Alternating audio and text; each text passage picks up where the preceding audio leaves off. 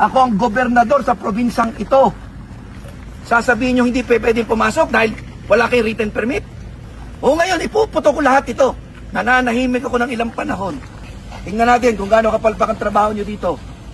Close under construction. Bakit? Pag under construction ba isang bagay, pinagbabawal na pumasok at bisitahin? Madumi, malisyoso. Ikinakabit sa akin na kumbaga pinapalabas kolektor ko. Makakaharap ako sa inyong lahat. Kayo mga media, mga officer ko dito sa NBI, makakatingin ako eye to eye, wala akong koleksyon. Wala akong kota-kota. Nasasaktan ako. Ba't pinagpipilitan na bata ko ito? Bagman ko ito? Hindi ito STF, hindi ko tao to. If you receive an invitation, you are ready to bring those evidence, sir? Ay, hindi ko dadalhin sa kanila yung ebidensya. Magdadala. Hindi ko, bibigay ko doon sa investigating agency. Oh, bakit, sir? Bakit hindi nyo dadalhin sa kanila? Trust issue yan eh. Sino ba nag-iimbestiga, di ba?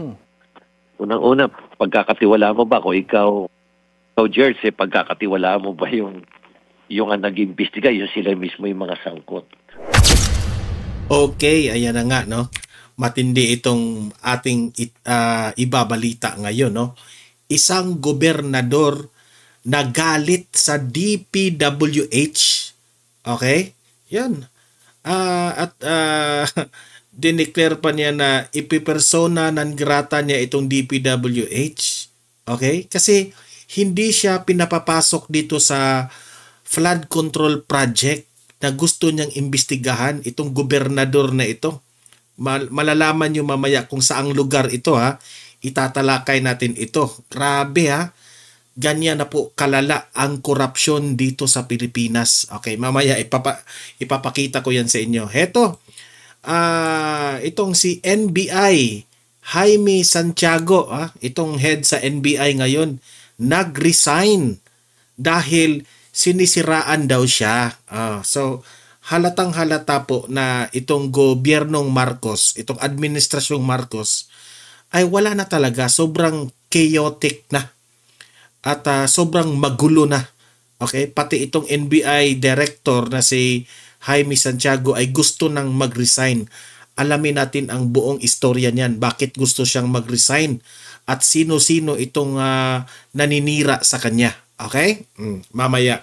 At ito, last but not the least na ating ipapakita at ating pakikinggan ay itong si idol nating si Mayor Magalong, no? Na hindi siya magbibigay ng ebidensya sa Senado at sa Kongreso. Okay? Kasi sabi niya maglalabas raw siya ng listahan ng mga corrupt na mga officials dito sa flood control projects na ito at ilang mga korupsyon na ginawa ng mga ibang aspect, not only the flood controls. Okay? So, yan po ang bagong revelasyon ni Mayor Magalong, maglabas siya ng listahan. Pero yung mga mga ebidensya na hawak niya ngayon ay hindi niya ito ibibigay sa Senado man o sa House of Representatives. Kasi trust issue raw. Okay? So, guys, yun po ang matindi natin at maiinit na pag-usapan ngayon. Pero bago ang lahat, help me po muna na i-like at saka i-share itong video na ito para guys, kakalat ito sa taong bayan. Okay? O, sabay-sabay muna tayong mag-like and share sa Donmar TV. Itong video na ito, like and share. 1, 2, 3, go! Okay, naka-like and share na ba lahat? And also guys, sa mga bago pa lang dito sa aking channel, mag-subscribe na po kayo para lagi kayong updated sa ating mga balita. And at the same time, yung mga cellphone ninyo, ma-notify yan kung meron tayong breaking news, bagong uploads, o kung nagla-live ang ating channel. Ma-notify kayo lahat dyan. Kaya mahalaga po na mag-subscribe tayo sa Donmar TV. 1, 2, 3, go! Ayan, nakasubscribe na ba lahat? Okay. So, heto. Unahin muna natin itong video ng isang gobernador na nagalit at nagwala, nagalit at nagwala dahil dito sa DPWH. So, heto, panoorin natin. Pasok. Ulit sa inyo.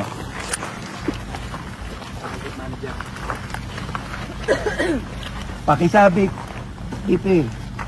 ipapadeklara ko kayong persona non grata sa probinsya ko. Saan kayo nakakitang gobernador? Ayaw akong papasukin kung wala daw written permit ninyo. Imagine gobernador siya. Ayaw siyang papasukin. Gusto niyang i-inspect itong project na ito. Okay? Baluarte niya yan.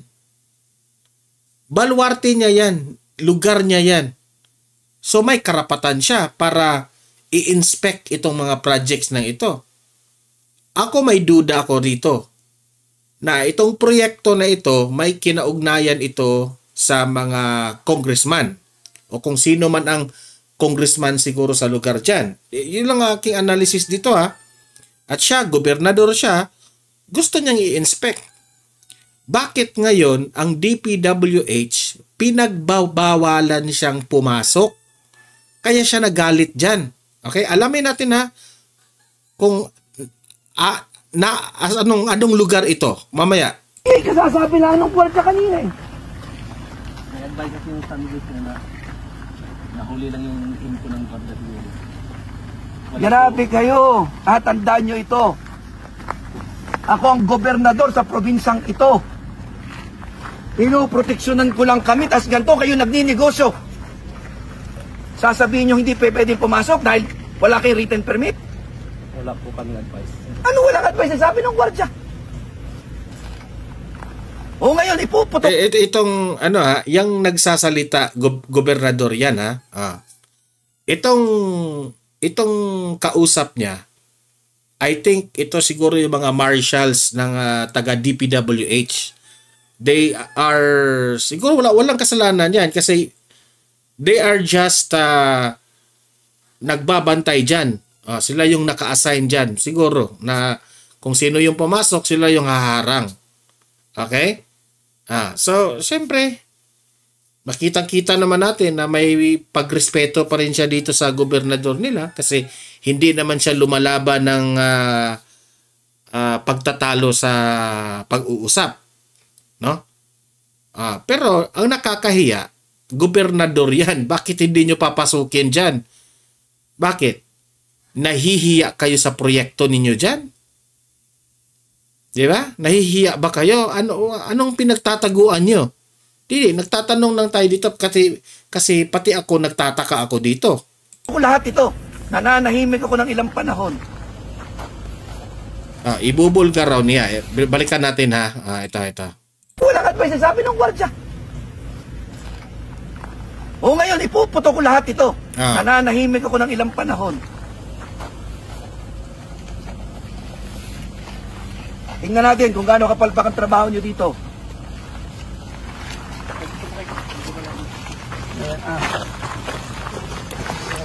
Tingnan mo. Closed.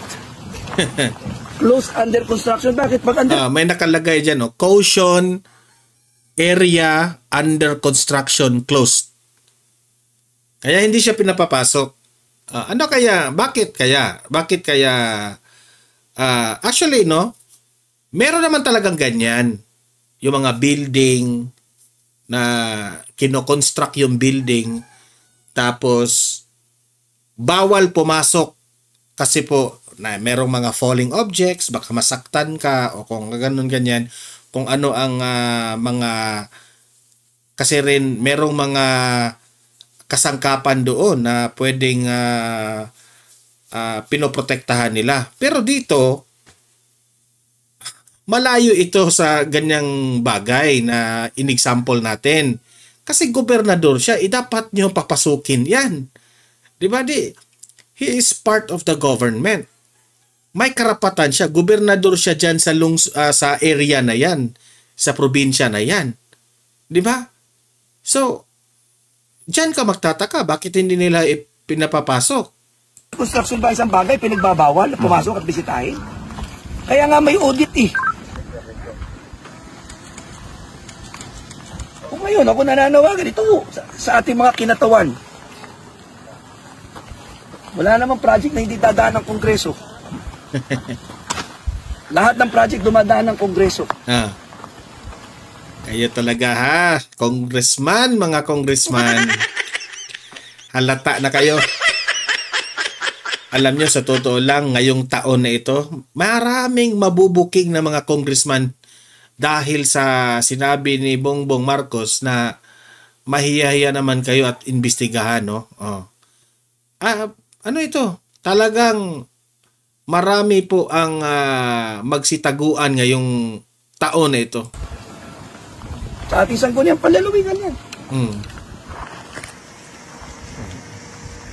Ano ibig sabihin niyo po, Governor, na dumadaan sa Kongreso? So, Lahat naman ng funds dumadaan sa kanila eh.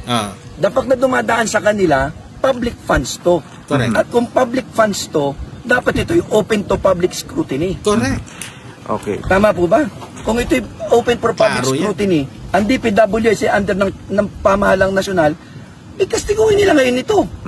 Sinabi niyo po dumadaan sa Kongreso, may kinalaman ba mga kongresista Wala dito? ko kung sinasabing gano'n. Sinasabi ko lang, sis, dumadaan ito sa inyo kung gusto nyo Itong reporter, tinatanong na may kinalaman mga kongresista dito. Si gobernador naman, naging pa-safe lang, no? Sino ba ang in charge na congressman dyan? Yan ang malaking tanong. Naman ang katotohanan tungkol dito. Alamin nyo kaloob-luman, sino ba nagpondo nito? Sino nag-insert ng pondong ito? Ako, uulitin ko, nagpapasalamat ho ako sa napakalaking pondong nilagay sa probinsya namin. Maganda naman sana eh. Pero, Ang gusto nga lang natin maiayos ang design. Ang original na gusto ko dito, ang design sa halip na buhangin ng gitna, konkreto na buo. In-explain ko na yan kay Director noong 2023. Sabi ko, ayoko niya. Sabi niyo, maganda Gob ang disenyo niyan. Ilang buwan ko yung pinatigil ang construction. Sabi niyo, Gob, maganda yan, napakaganda ho niyan. Dire-diretsong boulevard. Bakit sabi niyo putol-putol kung dire-diretsong boulevard? Ikalawa, bakit naman ang loob ng ginagawa ninyo napakanipis na konkreto? Uulitin ko, 1 billion per kilometer. Hindi ko imagine na, 1 billion per kilometer ang gastusin, ha? may paliwanag sa akin yun personally. Alin yung Governor binabanggit niyo nung Kung totoo man, yung sinabi ni Magalong na kung 1 billion per kilometer, 30% lang daw di umano. Sa mga most projects na na-observe nila, syempre sa 1 billion per kilometer, ang ginagasta lang doon is 300 million. Kasi 30% lang daw. Ang 700 million, mabubulsa na raw yun. Di ba ang daming pera? I hope na itong sinabi niyang 1 billion per kilometer, I hope lang na walang corruption dito. Yun lang ang hope ko, ha? Pero bakit niyo pinagbabawalan dyan si gobernador? Di ba? Di lang eh. Nakakatawa na ito mga government officials. huna noong 2020? 24, bahagi na ho nito yun. Tama? Bahagi na nito. Sa barangay Dito na mismo, sa Mulawin. Bulawin. Gumuho na yan ng 2024. Yan ay project ng 2023. Uh-huh. July 18. Nireport na yan. Sinabi ko na yan kay Direktor. July 18. Ginawa. Tapos ganito na naman. Hindi ho ako nagkulang. 3 taon ko itong ibinibilin sa DPWH. Pagpasensya na Direktor. Pero nasobrahan naman yata ngayon ang instruction dito. Akala ko nagtutulungan tayo para masolve ang problema. Hindi ko lang ho talaga matanggap na pagbabawalan akong pumasok nang walang instruction ninyo. Sabi ng gwardiya dito sa construction nito. Governor, sa 3 taon, 2023, 24 hanggang ngayon, magkano na yung nailang pondo dito sa... Sa inyo. So yun na po, yun. So, ang nakalagay dito sa balita na ito, 1 billion per kilometer. Okay, di lang ako I'm not that expert na tama ba itong budget na ito, 1 billion per kilometer. Mag-comment kayo kung sobrang laki lang ba itong 1 billion per kilometer o maliit lang ba ito ha? Kasi nalalakihan talaga ako sa 1 billion per kilometer. Anyway, ang 1 kilometer naman is malayo naman, no? So, okay. So, ito umano ang halaga ng mga umano'y substandard na flood control projects sa Oriental Mindoro. Sa Oriental Mindoro pala ito na karamihan ay gumuho ng manalasa ang habagat ayon kay Gobernador Bons Dolor. Yan pala si Bons Dolor. So meaning to say, substandard itong flood control na ito. Nasisira. Okay? So meaning to say, kinurakot. Kinurakot. Kasi substandard umano man. Di umano man daw. Ito umano. Sa balita nito, kuha ito sa ABS-CBN Nagbanta pa ang gobernador, which is ito, na ipapadeklarang niyang persona non grata sa Oriental Mindoro ang DPWH dahil sa pagharang umano sa kanya sa dapat sanang gagawing pag-inspeksyon. Ang tanong ko sa iyo, Gobernador, kung persona non grata mo ang DPWH, wala nang DPWH dyan. Sino na? Kung persona non grata mo ang DPWH, sino na ang magtatrabaho ng mga proyekto nyo dyan sa probinsya?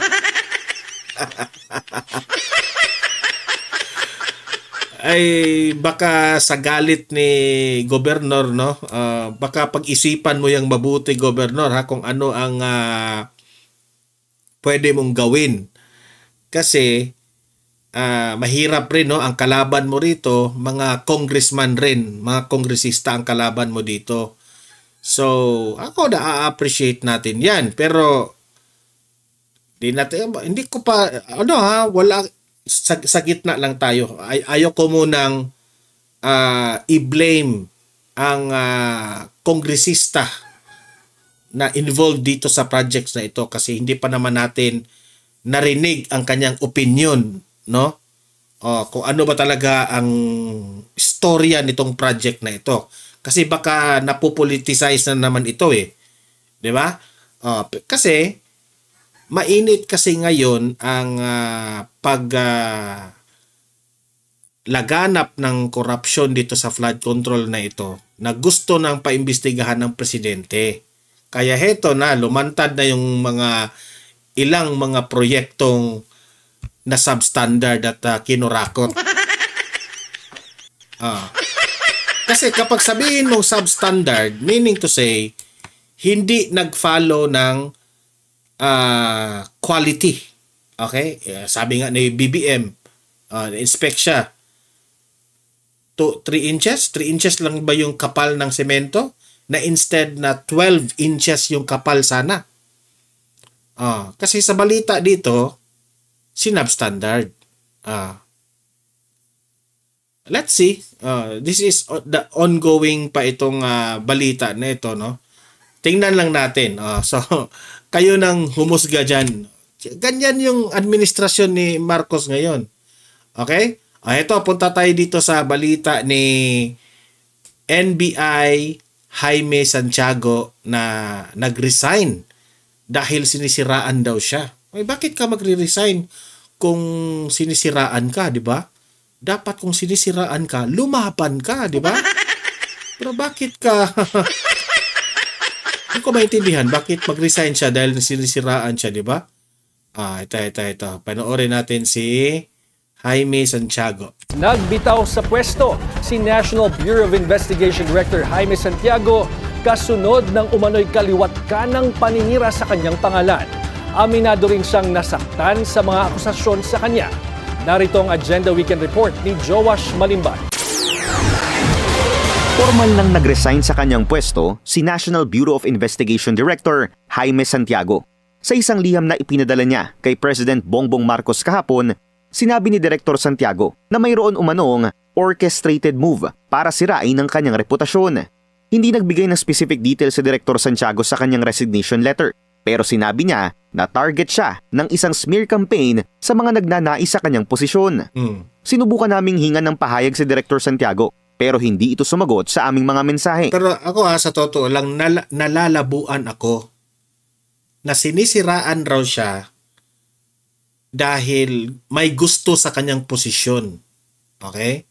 Ang sa akin lang, at the end of the day, papalitan ka naman, di ba? Papalitan ka. For example, if iba na yung presidente natin sa 2028, talaga mapapalitan ito si Jaime. So, para sa akin, nalalabuan ako na sinisiraan raw siya dahil may gusto sa kanyang posisyon. Parang di ko ma-connect. Di ko ma-connect. Ayaw ko na munang humusga. Matatandaan na noong August 6, nagsalita siya sa media dahil sa isang tao umano ng NBI na nagsisilbing bagman. Ang bagman daw na ito, pinoproteksyonan ng ilang online sabong arenas at nagsisilbing kolektor ni Director Santiago. Isang bagay na pinabulaanan ng hepe ng NBI. Ang nakakatakot dyan, if itong bagman na ito ay isa ring taga-NBI. Yan ba? Kasi, meaning to say, kung merong bagman, may pinoprotektahan. Kasi online sabong di ba? So, may bigayan. May bagman.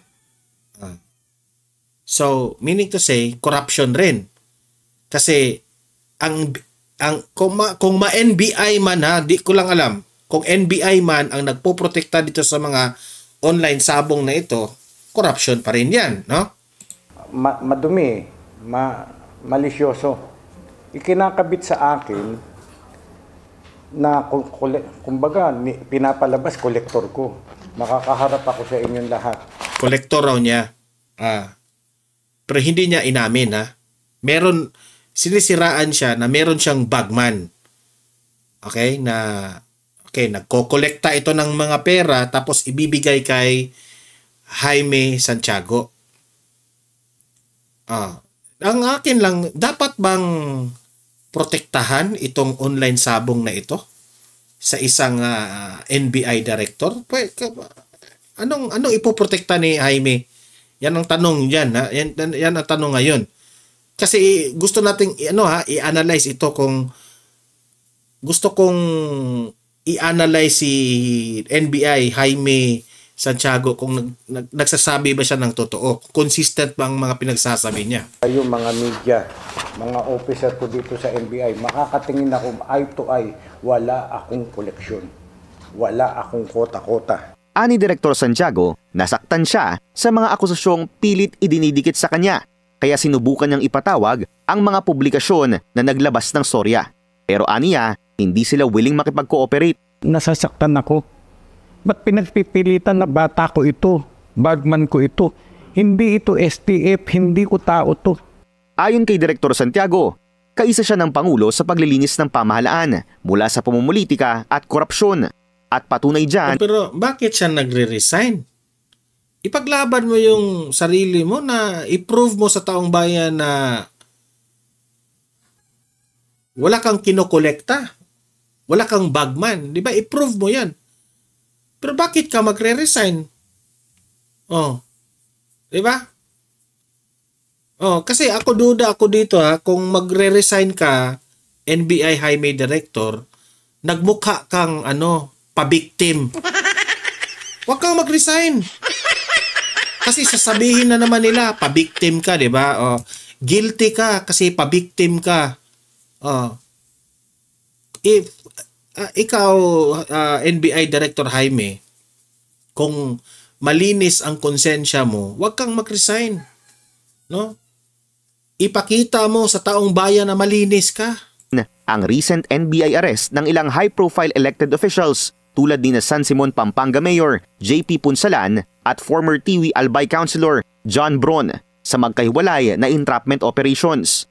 Dagdag pa niya, agad din silang nag-purge ng umano'y corrupt NBI agents at isang special task force mula nang ma-appoint siya noong June 2024. Ayon sa palasyo, natanggap na nila ang resignation letter ni Director Santiago pero wala pa raw comment si PBBM sa kasalukuyan. Para sa dapat nating abangan rin ito o ano ang reaksyon ni PBBM. Kasi si PBBM, marami rin itong intelligence. Malalaman yan ni PBBM kung itong si Jaime Santiago ay may connection ba ito sa online sabong na ito. Online sabong ba yun? Anong sugal yun? Diba? May intelligence yan. Malalaman natin yan. Pero posible rin na itong si Jaime Santiago ay siguro kasi sa posisyon niya prone yan nasiraan siya. Kasi alam mo na ba naman na mga malalaki po ang mga iniimbestigahan dyan. Baka may natapakan siya na malaking tao tapos ngayon ay tinatrabaho na rin siya. Di ba? Di natin alam.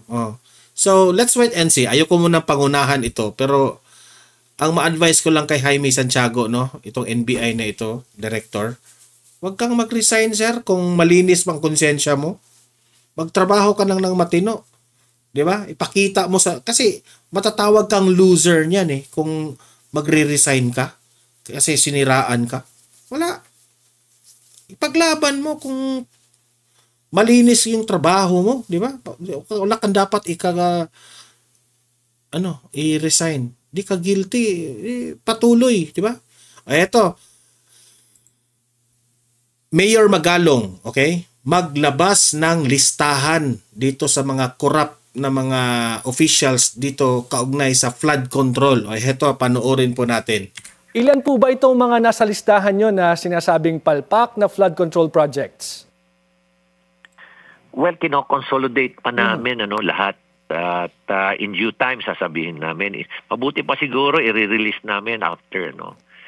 Pag na-consolidate na namin lahat. Kasi maraming nagsasubmit sa akin.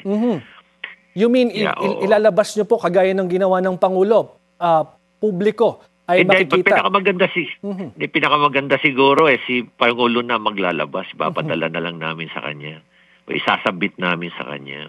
Okay, pero kailan po ninyo ipapadala sa Pangulo ang mga listahan na ito? Conforme kung subject to his availability. Although nagpasabi na ako, oo. Okay, pero nagsabi na po ba sila na ready silang tanggapin kayo kung kailan? Wala pa. Nahinintay ko nga kung ano ang kwan. Hopefully, siguro in the next, hopefully next week. Baka next week. Okay. But Mayor, may we know kung ano po itong mga... Kasi kwan naman si Kwan very enthusiastic naman si Presidente na makatanggap ng mga impormasyon. Okay. But initially, sir, ano po ang response ng Malacanang? Nung nagpasabi kayo na gusto nyo makausap ang Pangulo at ihain sa kanya yung mga ebidensya na meron kayo? Wala pa. Naghihintay pa ako ng feedback. Okay. Naghihintay pa ako. Sir, may we know kung ano-ano itong mga klaseng ebidensya na hawak ninyo? Are these documentary evidence directly linking some lawmakers sa kickback sa mga proyekto? Yes. Mostly mga anomalies. Tapos makikita mo na lang doon siguro kung sino yung mga potential na mga lawmakers na makikinabang doon. Opo. Anomalies like, ano po mga example nito, sir? Ano ba mga scheme itong pinag-uusapan natin? Katulad yan, yung mga overpricing ng mga sheet piles, yung paggamit ng, let us say, ang gusto nilang dapat na ilalagay na sheet piles, yung mga Z na hot rolled, pero ang gagawin nila, ang ilalagay nila yung mga cold form lang. Kumbaga, instead na yung mamahalin, i-downgrade nila kasi nga yung mga contractors, naghahabol din sila ng mga ibibigay nilang porsyento, Kasi nga malaki nga yung hinihingi ng mga politiko sa kanila. Kaya hahabulin nila ngayon kung sakasakali man na sa laki ng porsyento ba, hindi naman kasali dun sa program of work yung porsyentong ibibigay nila. Opo. Kaya ang una kong tanong sa kanila is, kung 30% na lang ang naiiwan, anong gagawin nyo? Sir, isa substandard namin. Let's say, for example, Kung yung sheet pile na gagamitin is Z, gagamitan na lang namin ng U, yung U-type, ganon. Kaya dadayain nila katulad yung dun sa isang photo ng isang dike, no, na nasira sa Northern Luzon. Isipin mo ba na ang lumabas doon isang metro na sheet pile. Tanong ko kagad na ilan ba dapat ang lalim niyan? Sabi sa akin sir, mga 6 meters, yung iba 9 meters. Paano lumabas na 1 meter, tinaputol? Sir, hindi po talaga mapuputol yan unless puputulin mo. Ibig sabihin, talagang 1 meter lang ang nilagay. I'm sorry sir, ang mga nakakausap nyo dito ay mga kontratista mismo na sinasabi sa inyo kung mga ano kontratista, oo, mga kontratista mismo. Okay. Pero sir, may nabanggit din kasi si Senator Lacson na sinasabi ina-arbor daw po yung mga proyekto kapag na-award na kukuhanin. Have you heard the same scheme, sir? At baka may iba pa na... Yes. Oo. Maraming scheme kasi yan, Maraming scheme, George, yung scheme na talagang kukuha sila ng contractor. Pero kung yung congressman contractor, yun, mga arbor talaga siya ng lisensya.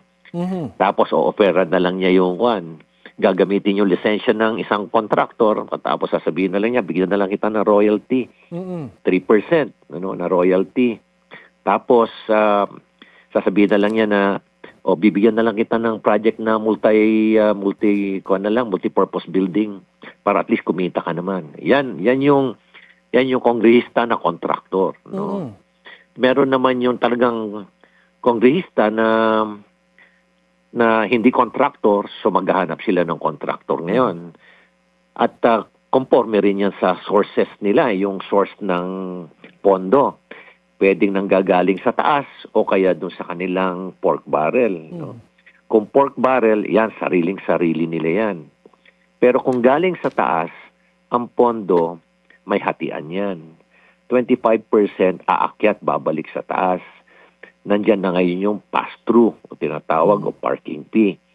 Kumbaga, yung pondo galing sa taas, tapos sasabihin, kung sino ang nakikinabang na distrito, yung congressman doon, tatanggap yun ng 5 to 10%. Tapos, yung implementing agency gets around 7%, 3% doon. Alam niyo, sa totoo lang, ang kongreso ngayon, no? Talagang sobrang mababa ang moral nila ngayon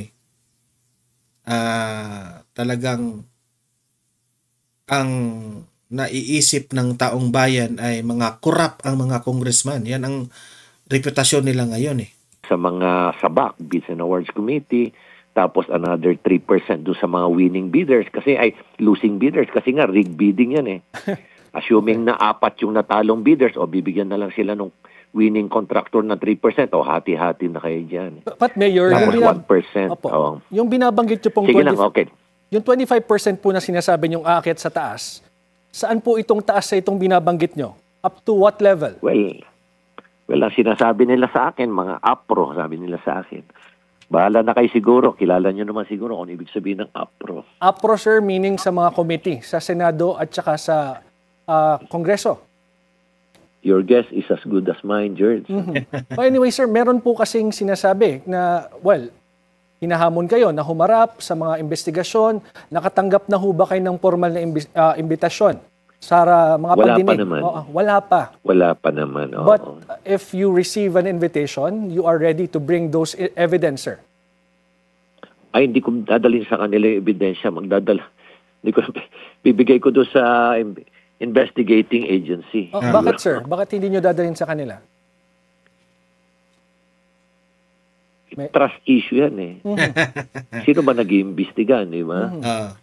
Unang-una, pagkakatiwala mo ba kung ikaw Jersey, pagkakatiwala mo ba yung ang nag-iimbestiga, yung sila mismo yung mga sangkot. So yung mga ebidensya na ito, ayaw ibigay ni Mayor Magalong sa Kongreso o sa Senado. Meaning to say, alam ni Mayor Magalong na posibleng merong mga crocodile dyan sa Senado at meron ring crocodile dyan sa Ang daming crocodile sa Kongreso. ayaw, ayaw niyang ibigay doon ang ebidensya kasi pwede yung pagtakpan nila eh. Sir, another thing. Another thing, kasi may mga pinag-uusapan po na yung mga congressman, may mga kamag-anak din na may mga ari ng mga contractor din sila. No? At si Senator Chis Escudero, sinabi niya na dapat siguro ay hindi natin ito gawin. What can you say about this? Ama naman, kasi ang iba-iba kasing klase yan na mambabatas, When it comes to yan sa mga infrastruktura. Meron kagaya nito, si Chis Escudero, campaign donor niya, contractor. Mambabatas na dati ng contractor na naging contractor, ay naging congressman. So ang gagawin na lang nila, magdadivest sila para mawala yung pangalan nila doon sa kumpanya. Pero sa totoo lang, sila pa rin yung nandun. Pangalan lang ang natanggal. No?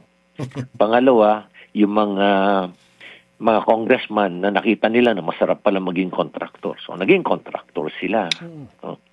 Meron naman dyan ng mga congressman na Easy money. Easy money.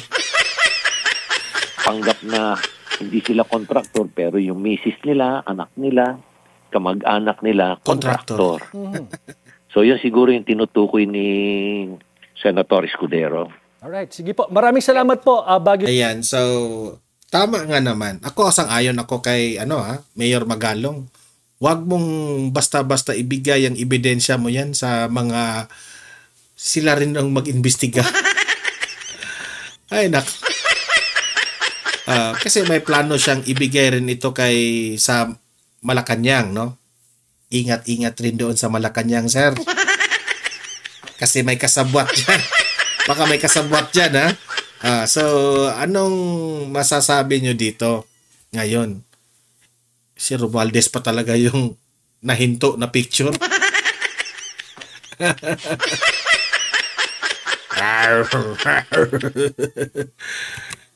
Alam nyo naman na tayo dito sa Donmar TV ay sobrang dismayado tayo sa mga ganitong pangyayari ngayon sa Administrasyong Marcos. Unang-una, hindi naman sana mangyari ito eh. O kung mangyari man, hindi ganito kalala. Okay?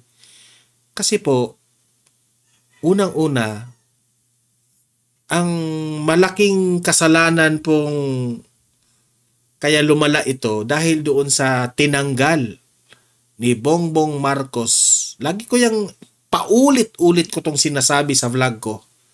Yung pagtanggal ng Philippine Anti-Corruption Commission ni Bongbong Marcos.